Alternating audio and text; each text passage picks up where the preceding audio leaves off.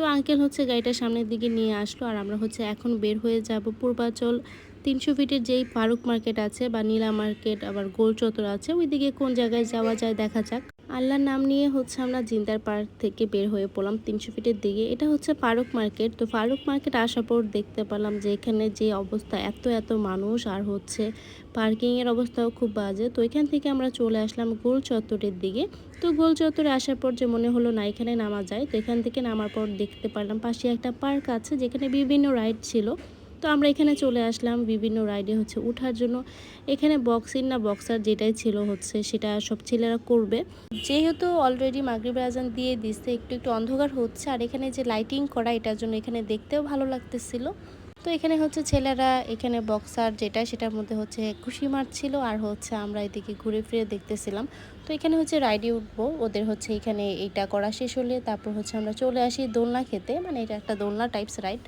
কিন্তু অনেক দিন পর হচ্ছে কোনো একটা রাইডে উঠতেছি, সেই ছোটোবেলার কথা মনে পড়ে গেছে আর আজকে অনেক বেশি এনজয় করছি আলহামদুলিল্লাহ। এখানে হচ্ছে আমি আমার ভাগ্নি আর হচ্ছে শোয়েব উঠি, আর কেউ উঠার সাহস পায় না, সবাই হচ্ছে ভয় পাচ্ছিল যে যদি এবার মাথা ঘুরায়, তাই আর কেউ উঠেনি। আমরা তিনজনই হচ্ছে এই রাইডটাতে উঠছি, কারণ হচ্ছে আমার খুব ইচ্ছা করতেছিল এই রাইডটাতে ওঠার জন্য। আর ওঠার পর তো খুব বেশি এনজয় করছি কিছুক্ষণ, যদিও মাথাটা একটু ঘোরাচ্ছিল, হঠাৎ করে এত জোরে হচ্ছে ঘোরাচ্ছিল, কিন্তু আলহামদুলিল্লাহ খুব বেশি এনজয় করছি আমরা। আর পাশে আমার হাজব্যান্ডের পাশে যে বাচ্চাটা বসছে ও তো একদম কথা বলতে বলতে শেষ, বারবার বলতেছিল ও অনেক সাহসী, ও অনেক এনজয় করে এই রাইডটা। মেবি বাচ্চাটার বাসা আশেপাশেই, কারণ হচ্ছে ওনাকে প্রতিদিনই এসে এই রাইডে উঠে। যাই হোক আমরা হচ্ছে এই রাইড শেষ করে তারপর এখান থেকে হচ্ছে বের হয়ে যাচ্ছি। আজকের ভিডিওটা যদিও একটু বড় হয়ে গিয়েছে, কিন্তু আশা করি আপনাদের ভালো লাগবে। তো যাই হোক এখান থেকে বের হয়ে আমরা চলে আসি ফুচকা খেতে। তো এখানে চাও ছিল, চা খাবো না যেহেতু প্রচুর গরম ছিল। তো আমরা এখানে সবাই হচ্ছে ফুচকা খাবো।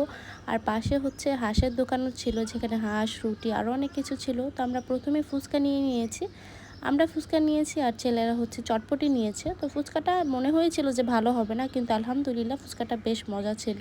এরপর এখানে হচ্ছে সবাই বসে খাওয়া দাওয়া করছিলাম আর গল্প করতেছিলাম। তো এখানে গল্প টল্প করে পাশে হচ্ছে হাঁস বিক্রি করতেছিল। তো এখানে এসে হচ্ছে হাঁস, তারপর রুমালি রুটি, তারপর চাপটি এগুলো হচ্ছে অর্ডার করে পার্সেল নিয়ে যাব বাসায়, কারণ হচ্ছে প্রচুর গরম, বাইরে বসে খাওয়ার মতো এনার্জি নাই, যেহেতু অনেকক্ষণ ধরে বাইরে ঘুরতেছি আর একটা ব্যবসা গরম লাগতেছে, যার জন্য শরীরটাও একটু খারাপ লাগতেছে। তাই এখান থেকে হচ্ছে পার্সেল অর্ডার করে দিয়েছি, এগুলো হচ্ছে বাসায় নিয়ে তারপর যেয়ে খাবো। তো যাই হোক এরপর হচ্ছে উনি এখানে রেডি করতেছিল সব কিছু, আর এখানে দেখাচ্ছিল হাঁস, গরুর মাংস, মুরগির মাংস এগুলোই ছিল রান্না করা। এখানে কিন্তু সিরিয়ালে প্রত্যেকটা দোকানেই হাঁস পাবেন। হাঁসের সাথে আমি কালাই রুটি খুঁজেছিলাম, কিন্তু এখন নাকি কালাই রুটি পাওয়া যায় না, এখন হচ্ছে চাপটি আর রুমালি রুটি ছিল, সাথে হচ্ছে চালের রুটি। তো